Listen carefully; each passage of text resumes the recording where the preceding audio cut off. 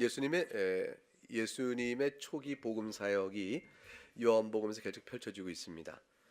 오늘 이틀이 지나고 예수님께서 거기를 떠나 갈릴리로 가셨다라고 말씀을 하고 있습니다. 거기는 어디고 갈릴리로 가시는 것은 어디인가? 이제 그런 내용을 생각하게 되면서 여러 장소들의 이동이 나오니까 지금쯤 되면 예수님께서 초기 복음 사역에 있어서 어떠한 그 여행길을 거쳐 오셨는지 잠시 살피는 것이 본문의 말씀을 이해하는데 도움이 될 수 있겠습니다. 여러분 이제 그 나눠드린 신약 시대의 이스라엘의 지도가 있습니다. 그리고 또한 지도가 앞면으로 되어 있는데 어디가 앞면일까요? 여기가 앞면이고 여기를 뒷면으로 하겠습니다. 그래서 이제 지형이 제법 지도처럼 되어 있는 것은 앞면, 그것을 이해하기 쉽게 또 뒷면에 이제 간략하게 되어 있는 것이 뒷면 이러는데, 이 앞면을 보면 주로 설명을 하지요. 일단 예수님은 베들레헴에서 탄생하셨습니다. 1번 동그라미 안을 보게 되면 이제 이 말고 저 띄워보세요. 이거 말고 여러분 지도 갖고 있어요 다? 1번 동그라미 안에 보면 거기 그 베들레헴이라는 이제 곳이 있죠. 베들레헴 출생하신 예수님은 저 5번 동그라미를 보시게 되면 거기 나사렛이라는 곳에서 실제 성장기를 거치시고 공생애를 시작하시게 됩니다. 근데 예수님께서 공생애를 시작하시고 요한에게 세례를 받으시죠.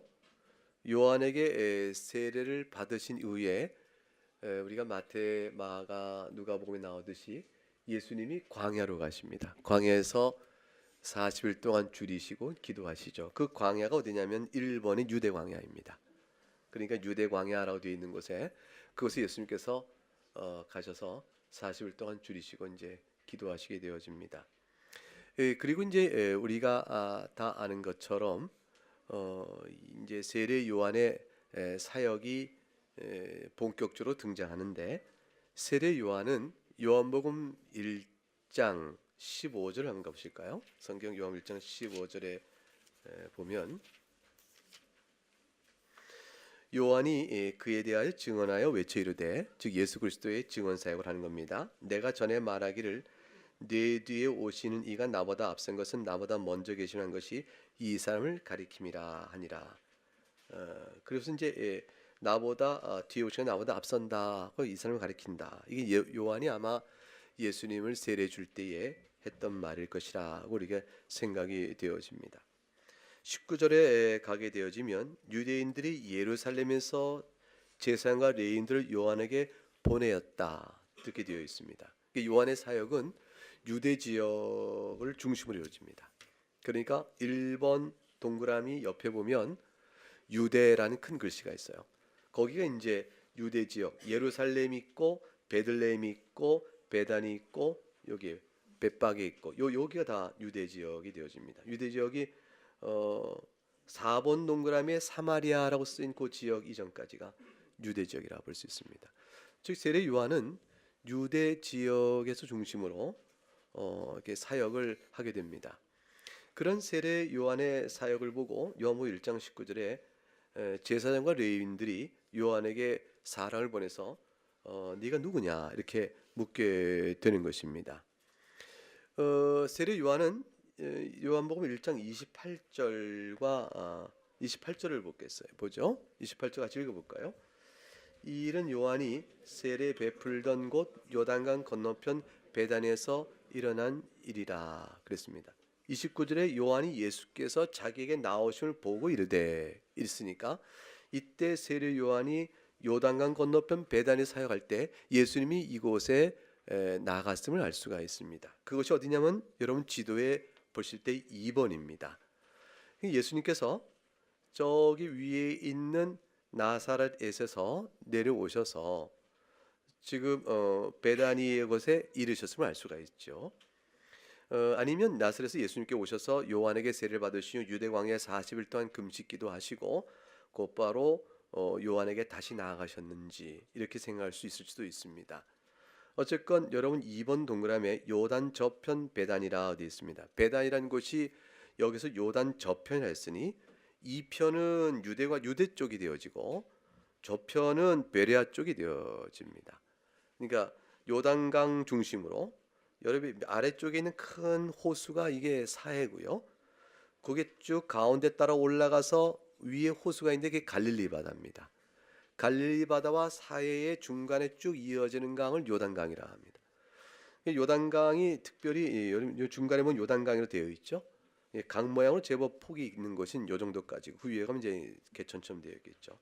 요단강이 만수기 때 비가 많이 내릴 때는 이제 물이 제법 넘치고 이렇게 비가 오지 않을 때는 이제 메말라서 실개천처럼 작아집니다. 이렇게 크지 않습니다. 근데 요단강의 요단 저편이라는 것은 베다니가 2번쯤에 알 수 있죠. 그래서 세례 요한이 요 지역쯤에서 세례를 줄 때쯤에 요한복음 1장 29절 예수님께서 그곳에 접근하신 것을 볼 수 있습니다. 요한복음 1장 44절에 가게 되면 예수님께서 빌립은 43절에 예수님께서 갈릴리로 나가려 하시다가 빌립을 만나 이르시되 나를 따라 하시니 빌립은 안드레와 베드로와 한 동네 사람 벳세다라 그랬습니다.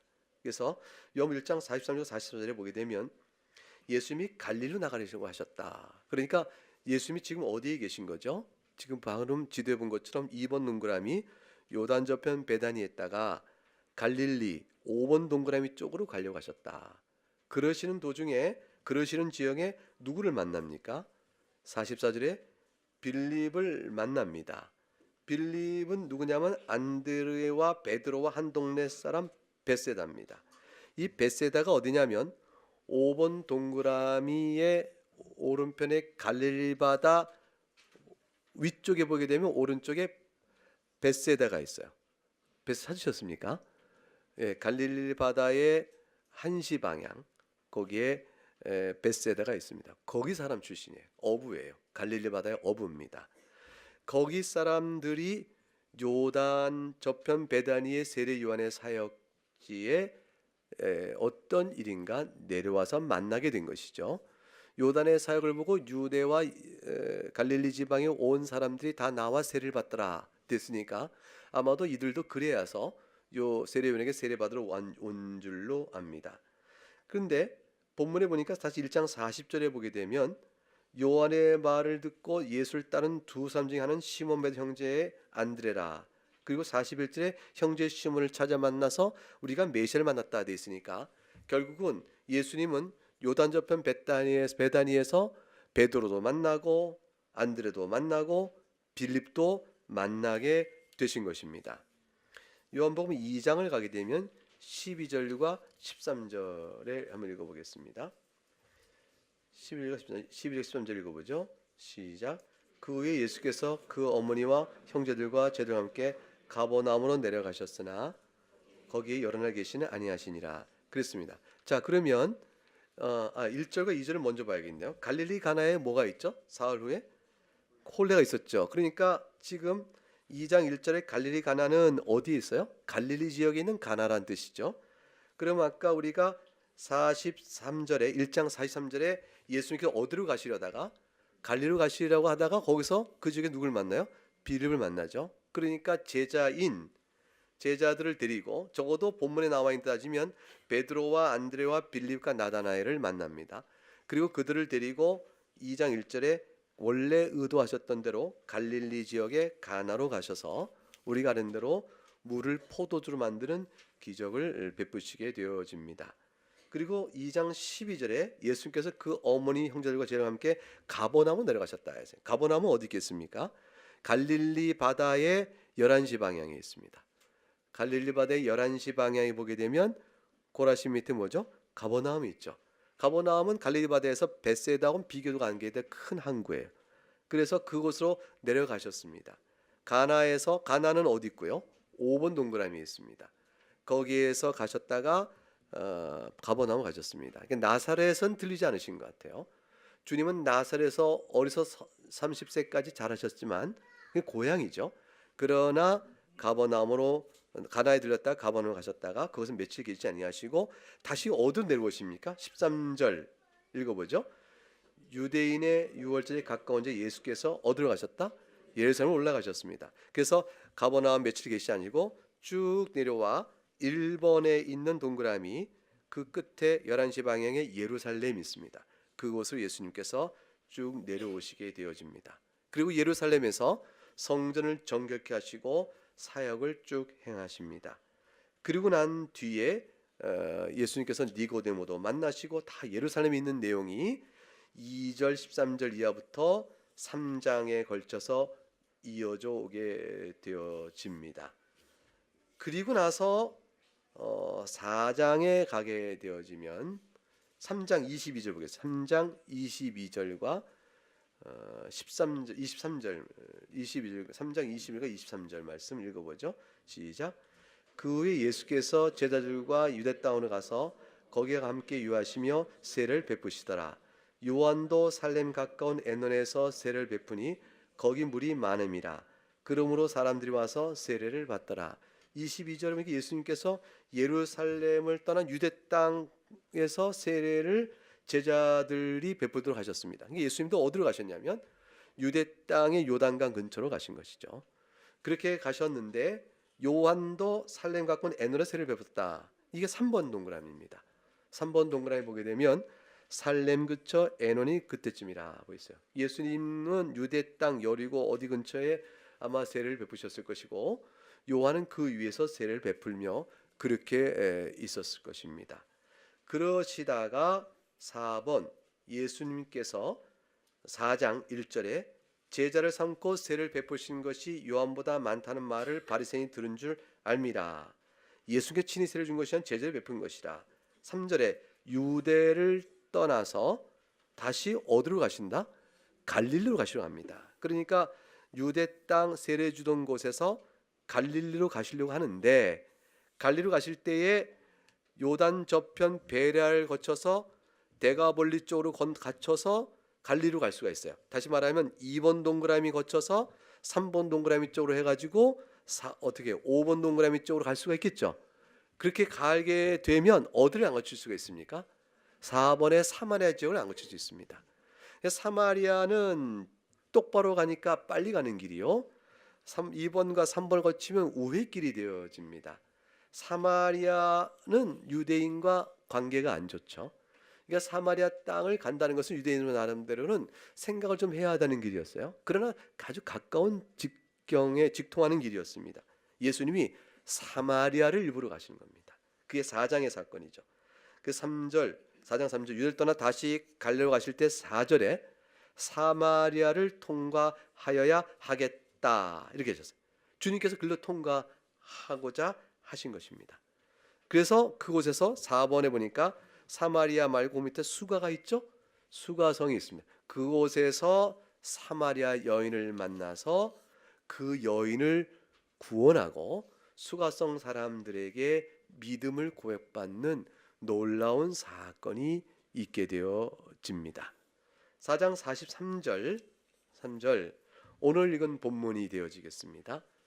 이틀이 지남에 예수께서 거기를 떠나 갈릴리로 가시며 자 이틀이 지났습니다. 어디에 머물고 계셨죠? 수가성입니다.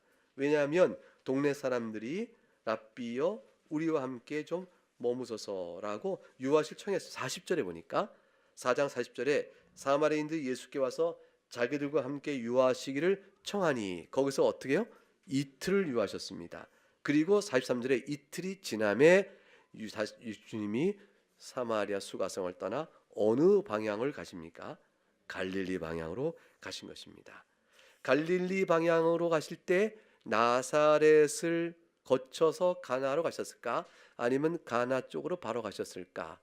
이 부분인데 이 부분에 있어서 넘어가시면 예수님께서 46절에 예수께 다시 어디에 이르셨다고 되어 있습니까? 갈릴리 가나에 이르셨다고 되어져 있습니다. 그러니까 43절과 46절 사이에 주님이 갈릴리로 가시되 다시 어디로? 갈릴리 가나에 이르시매라고 말씀하시므로 나사렛에 들렸다는 말씀이 없습니다. 그러므로 나사렛을 지나쳐 갈릴리 가나로 가셨을 것이라 하고 생각해 봄직합니다. 그러므로 인해서 주님이 왜 그러면 나사렛을 거치지 않고 가나로 가셨을까? 그럴 때 44절 말씀을 같이 읽어보겠습니다.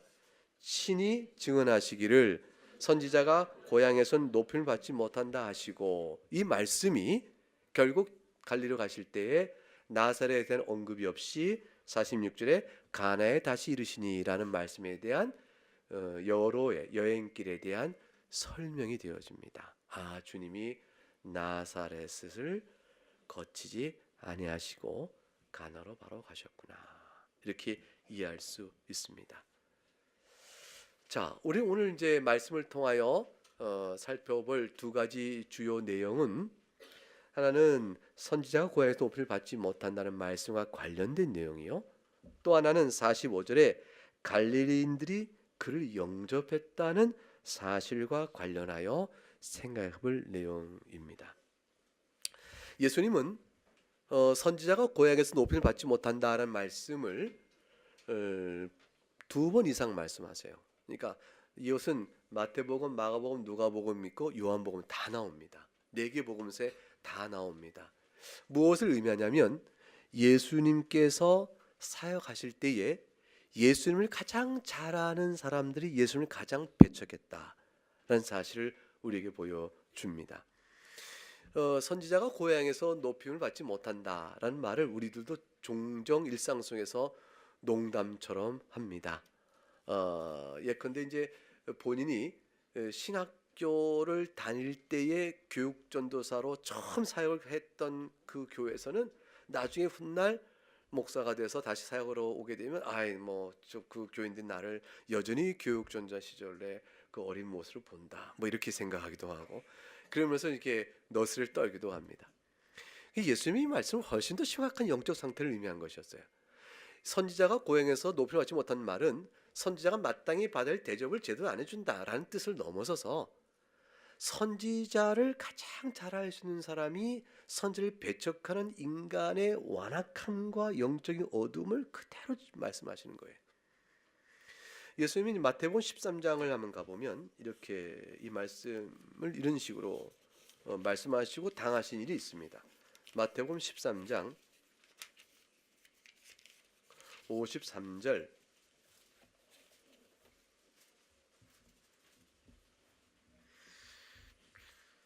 예수께서 이 모든 비유를 마치신 후에 그곳을 떠나서 고향으로 돌아가사 그들의 회당에서 가르치시니 그들이 놀라 이르되 이 사람의 지혜와 이런 능력이 어디서 났느냐. 55절 56절을 같이 읽습니다. 이는 그 목사의 아들이 아니냐, 그 어머니는 마리아, 그 형제된 야고보, 요셉, 시몬, 유다라 하지 않느냐. 그 누이들은 다 우리와 함께 있지 아니하냐. 그런즉 이 사람의 이 모든 것이 어디서 났느냐 하고, 자 54절에 이런 능력이 어디서 났느냐 그랬습니다. 그 까닭은 놀라서 하는 말이었습니다. 그런데 그들이 설명합니다. 55절 그가 얼마나 예수님을 잘 아는가를 설명하고 나서 56절에 그런즉 이 사람이 이 모든 것이 어디서 났느냐, 이 말은 영접하는 거에 배척하는 것이에요. 그들이 예수 그리스도의 모든 가르침을 듣고 54절 놀랐습니다. 그리고 이것이 어디서 났는가, 이 하나님이 주신 자요 하나님 보내신 자가 아닌가라는 충격적인 가르침의 지혜의 탁월성을 보고 놀랐음에도 불구하고 그들이 이 배척의 이유를 삼습니다. 예수 그리스도의 가르침의 탁월성과 놀라움을 듣고 그 영적인 충격 앞에 그들은 한 가지가 압박을 받고 있는 게, 그게 뭐겠어요? 회개예요, 회개. 그리스도의 복음을 듣는 그 순간에, 가르침을 듣는 순간에 심령의 찔림과 괴로움을 견딜 수가 없게 된 거죠. 하나님의 말씀을 풀어 가르친 말씀 앞에서 그들이 이 놀라움 앞에 충격과 놀라움을 받고 있는데, 그런데 이거 도대체 어디서 어떻게 된 일인가? 라는 이 말씀의 놀라움의 인해 곧, 그런데 저자가 누군가라고 말하면 자기들 알고 있는 육적 관계요, 이 모든 것을 내세워 그 다음에 57절 예수를 배척한지라. 예수 그리스도에 관한 아는 그 모든 육적 사실이요, 인간적 사실의 모든 내용을 토대로 하나님 말씀의 가르침과 경고와 위로와 용서의 말씀을 한마디로 배척하는 겁니다. 그래서 주님께서 말씀하시죠. 선지자가 자기 고향과 자기 집에서는 존경을 받지 않음이 없느니라 하시고 그들이 믿지 않으면 말미암아 거기서 많은 능력을 행하지 아니하셨다. 교회를 통해서 전해지는 복음을 듣고 심령이 부딪힙니다. 인간은 다 죄인이라. 한번 죽는 것은 정하전 이치니 사람이 다 죽소. 그래서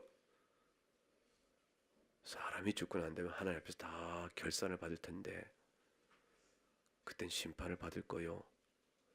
죄의 심판은 영원한 사망입니다. 그 무서운 말을 듣는단 말이에요. 그 무서운 정죄 선언을 듣고 마음에 큰 두려움이 오게 되죠.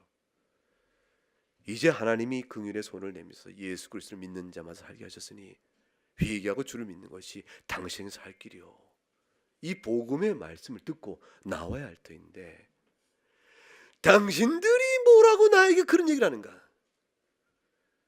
예수쟁이들이 우리보다 나을 게 뭐가 있는가? 내가 아는 예수쟁이는 하고 인간적인 삶을 들게 됩니다. 내가 김병원 목사를 아는데 그 사람 말이지. 어릴 때부터 내가 알아. 그 사람이 목사가 다 됐다고 말했는데 그 사람 인격적으로 내가 별로 존경할 바가 못 돼. 그 자의 말한 말을 뭘 듣겠는가?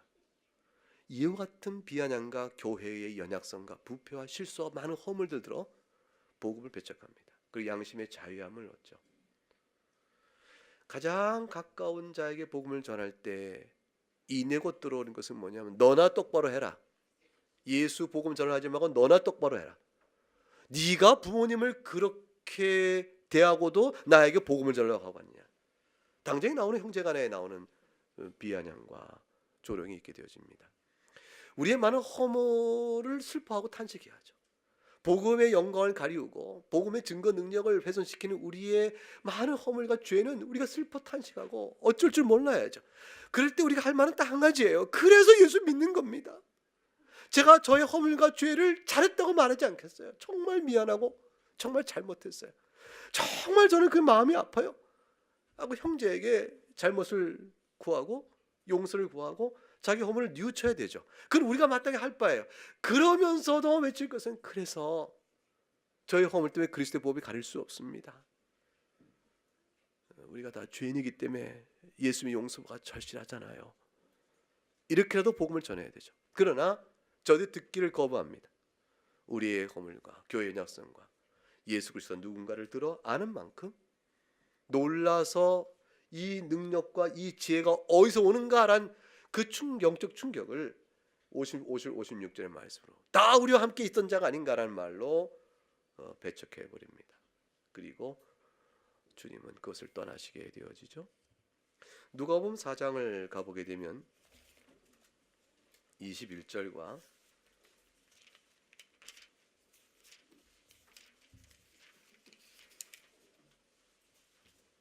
30절 맥락에 이 16절에 이렇게 되어 있죠. 예수님께서 자라신 건 나사렛에 이르셨습니다. 자라신 곳입니다. 고향입니다. 안식일에 늘 하신 대로 회당에 들어가서 성경을 읽으려고 서심해 선지자 이사야의 글을 읽고 희년 선포 19절 주의 은혜를 전파하는 놀라운 복음을 선포합니다. 그리고 이것이 너희 귀에 21절 응하였다고 했습니다. 22절 그들이 다 그를 증언하고 그 입으로 나오는 바 은혜로운 말을 어떻게 듣습니까? 놀랍게 여겼습니다. 영적인 충격이 다가온 겁니다. 아니 어찌 일인가? 그리고 바로 말합니다. 뭐라고 말하죠? 이 사람이 요셉의 아들이 아니냐? 이 말이 바로 나오므로 놀랍게 여기는 것에 대한 충격을 상쇄할 구실이 되어집니다. 요셉의 아들이인데 왜 이렇게 놀라운 말씀을 우리에게 주는가? 라고 되어지면서 놀라움의 충격과 자신이 알고 있는 예수님에 대한 현실적인 관계를 들어서 그들은 선택을 해야 하는 것입니다. 그자 24절에 주님 말씀합니다. 내가 진주 너에게 이르노니 선지자가 고향에서는 환영을 받는 자가 없느니라 하고 말씀합니다.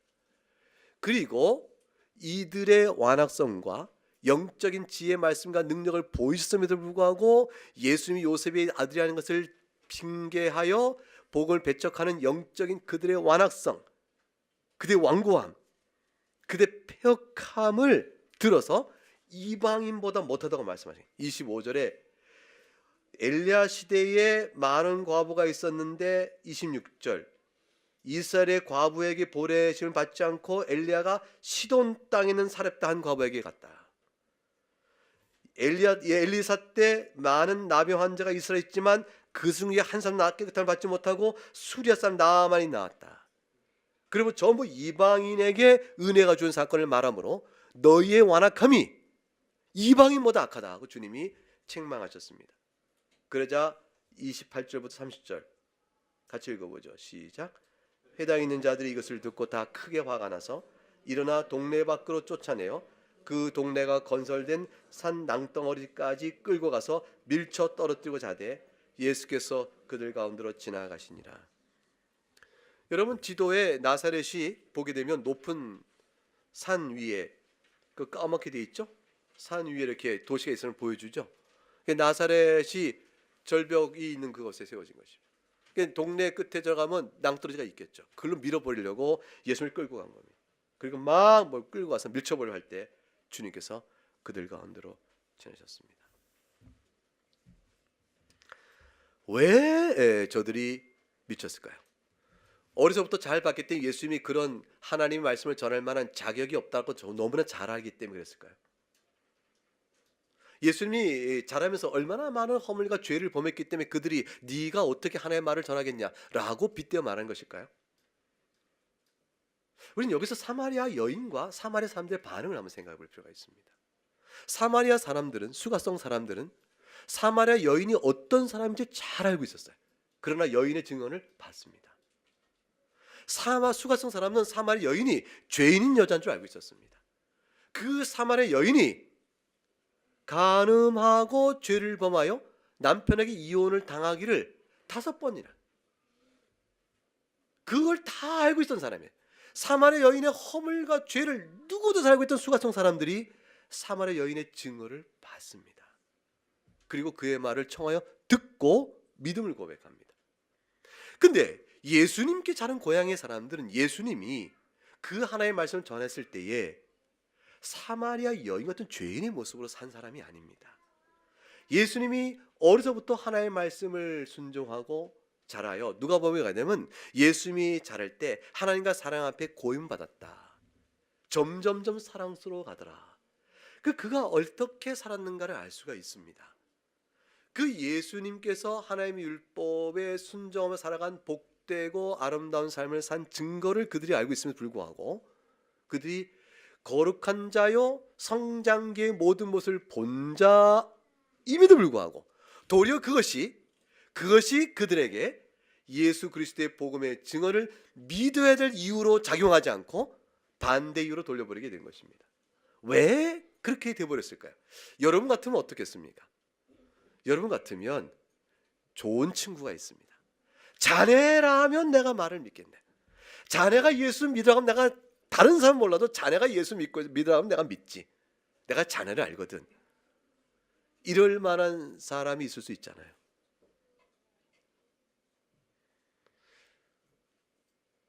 자네 말려면 내가 믿겠어. 이럴 수 있는 사람 중에 예수 그리스도의 생애를 살아온 성장을 본 사람이라면 그렇게 나와야 마땅한 예수 그리스도의 하나님 말씀의 증언의 위력과 그 충격을 받았어야 되는 것이죠. 근데 저들이 예수님의 성장과 아는 육적 관계를 이유를 삼아서 예수님을 배척해 버립니다. 결국 예수님이 선지자가 고향에서는 환영받지 못한다, 높임받지 못한다는 말씀의 뜻은 사람들이 하나님의 말씀을 듣기보다 하나님의 말씀을 전한 자의 여러 형편을 빗대어 하나님의 말씀 자체의 영적 찔림을 외면하고 회개를 거부하고 말씀 듣기를 배척하는 인간의 완악성, 그 죄됨을 주님은 드러내고 계시다 볼 수가 있는 겁니다. 히브리서 11장을 가보게 되면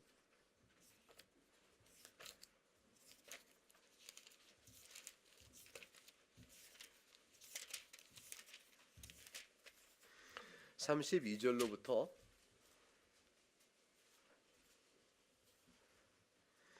내가 무슨 말을 더하리요? 기드온, 바락, 삼손, 입다, 다윗 및 사무엘과 선지자의 일을 말하려면 내게 시간이 부족하리라.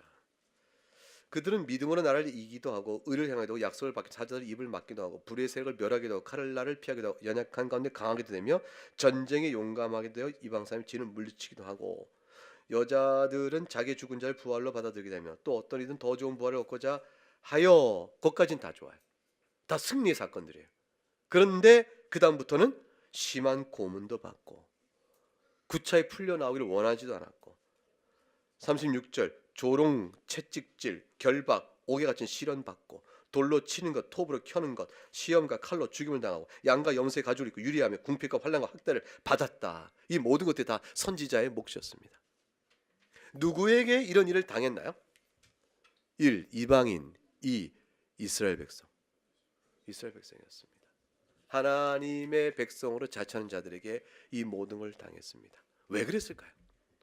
왜 하나님 보내신 모든 종들의 이 고난 사역이 자기 백성에게 갔음에도 불구하고 이런 일을 당하게 되었을까요? 한 가지 이유입니다. 이스라엘 백성이 하나님의 말씀 듣기를 싫어했기 때문입니다.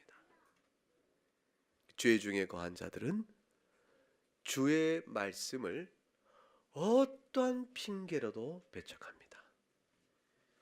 모르는 사람이 전하면 저자가 누구이길래 그러는가 우리가 모른다 하여 배척할 것이요. 아는 자가 전하면 우리가 다 그절 알지 않는가 어찌 저 말을 듣겠는가 하여 배척할 것입니다. 만일 예수님께서 나사렛에 돌아오실 때 세상적으로 많은 돈과 아니면 세상적 권력을 가지고 딱 오셔서 뭔가를 말씀하셨다면 이 나사렛 사람들이 어떻게 했겠습니까? 열렬히 환영했겠죠.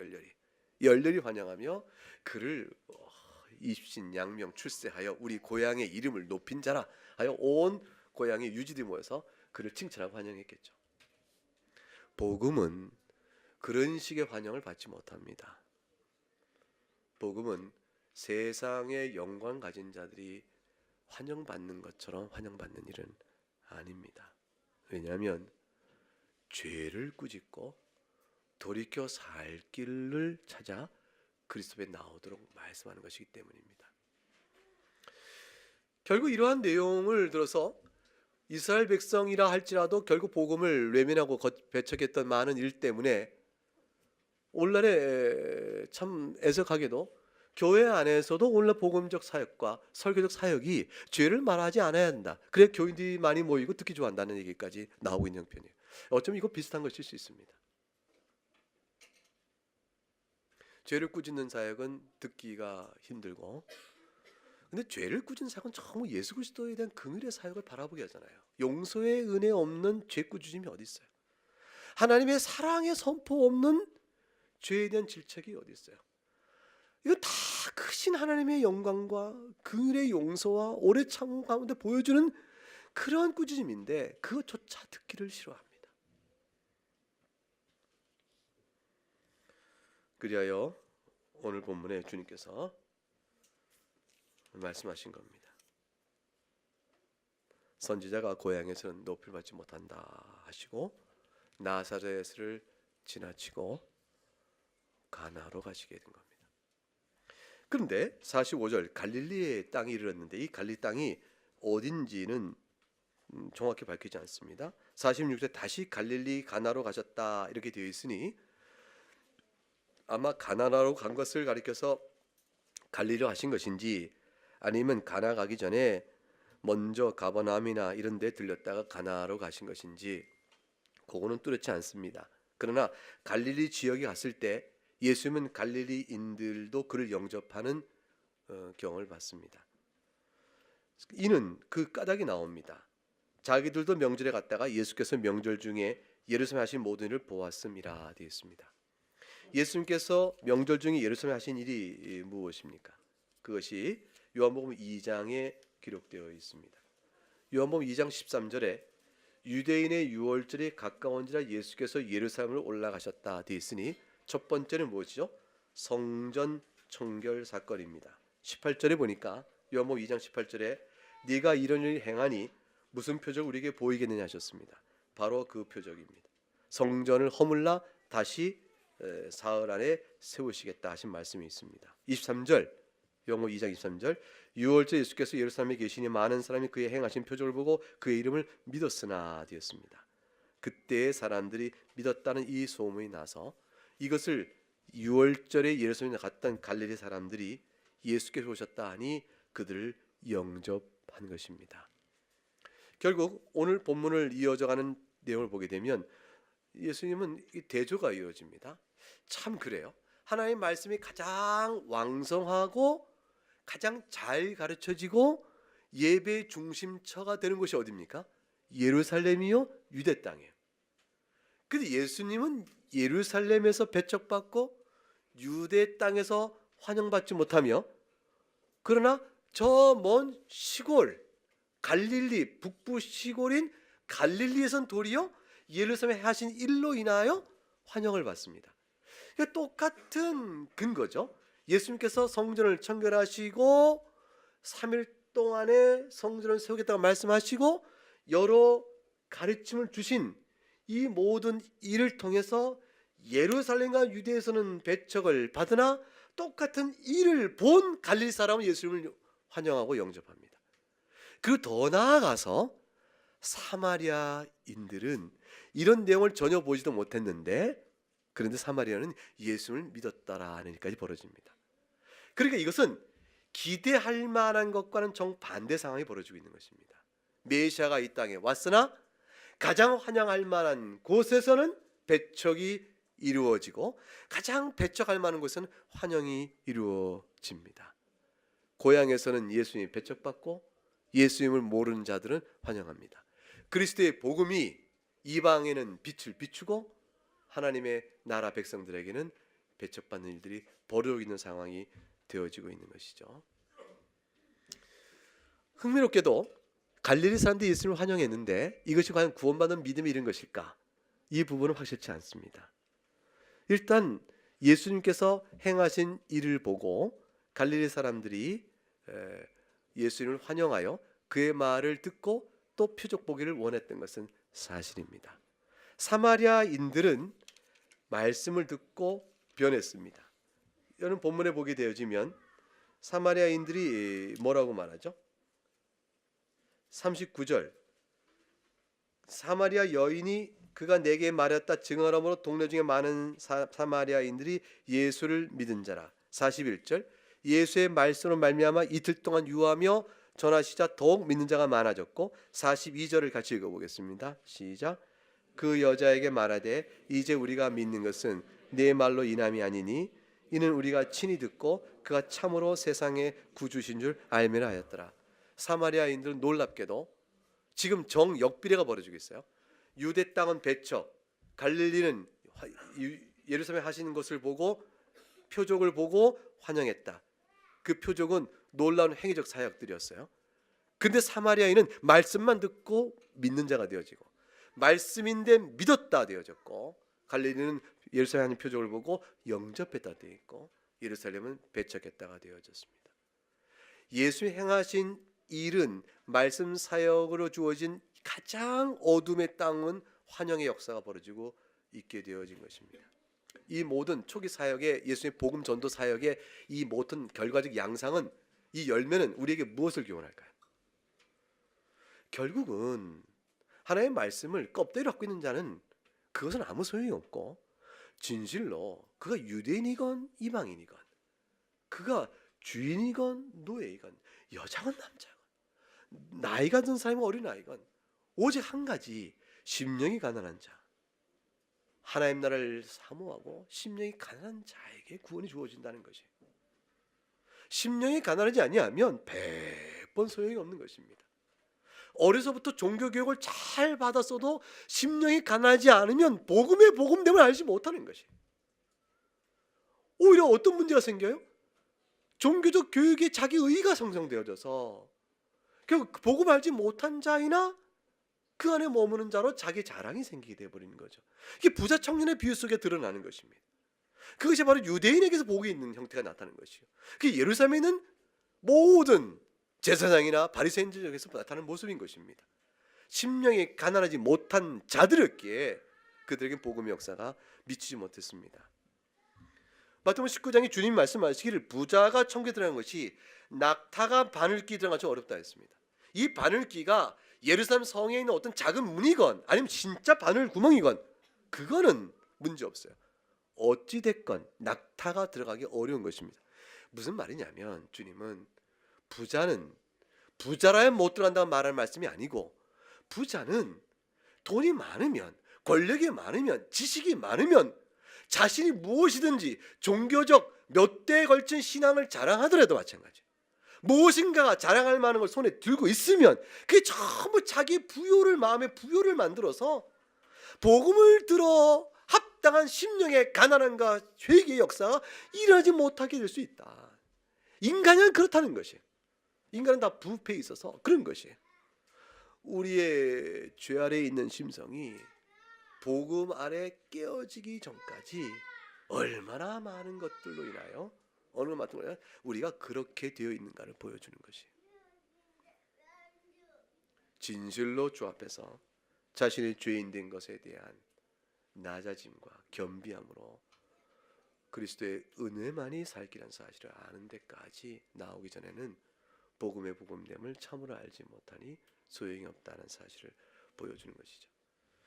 사마리아인들에게 구원의 복음이 먼저 역사하게 된 겁니다. 갈릴리 사람들은 영접하는 일이 있게 된 거죠. 유대인들은 배척한 일이 있습니다. 초기 사역의 이 세 지역에 따른 예수님의 사역과 영적 결과는 오늘 우리에게 성경을 읽어가면서 참으로 그리스도를 믿는 참된 복음의 낮아짐과 겸비함이 내 안에 있는지를 다시 한번 돌아보고 그리스도 용서 앞에 한없이 겸비한 마음으로 무릎을 꿇게 하는 것입니다. 오늘 우리가 성찬식을 함으로 여러분을 성찬식에 참여토록 초대할 때 바로 그 마음, 그리스도의 몸과 피, 살과 피가 없으면 죄 용서 없다는 사실을 진실 고백 나올 수 있기를 바라고 그 은혜를 나누고자 성찬을 향하는 일이 되어지는 것입니다. 자, 함께 찬송하겠습니다.